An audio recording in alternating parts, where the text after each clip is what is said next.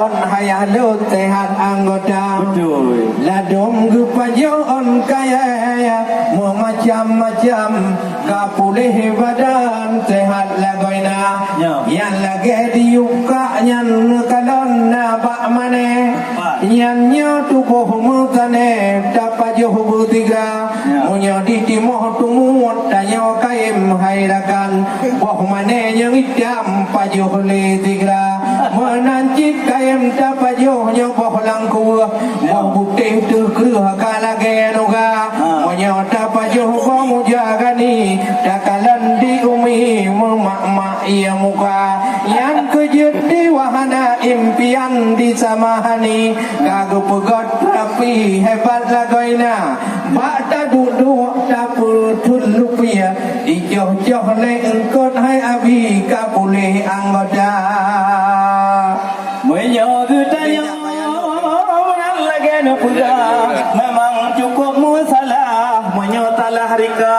Menyo talah pegedanya pajuh umi ngon ayah. Mekrut-krut gedanya lambaba. Tapuan mata. Menyo hek dah sedap dengan pajuh berpuk mulia. Menyo botrung jauhin kuat mata. Memang hai londong le di tinan kedai ulun ngiang. Nadi elalah kak miang di pan mameh lagoina.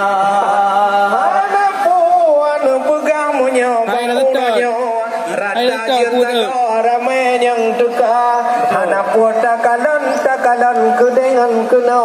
Jefat bak sabah sago pi cantik je lidah. Munyo gudanya ni ba uranyo. Perledah himbau ke cedara dumna.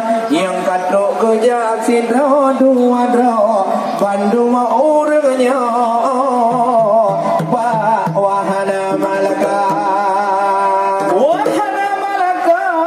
Satu-satunya di Aceh tempat lebih tanyo wisata menyona sakit badan kadang dicut bang teleh menyona bacut yang hana bereh jerja kena bertigra ya mano gedanyo gedeh lampulan wahe orakan menyolemoh-lemoh lam tut jadi jauh-jauh le engkau di tinan cukup merasa menyodi jauh de engkau danyo bak bagan oh taih malam mangat lakona menyodi jauh de engkau bak payah piagam on malam di cukup merasa menyodi jauh de engkau tidak bak aki hana payah gedanyo krimi kadang kli terasa yang ke penyakit di tebit bak tubuh ke hati menyodi jauh de engkau bak kaki wahai saudara maka be male-male tidih ni mano tajan ade putih di gedanya muen i walau kadoha karena yo jamun gedanya hana trata lagayo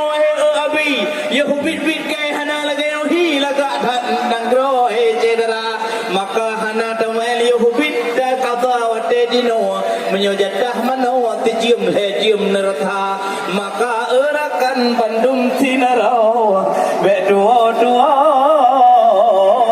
lebu rapka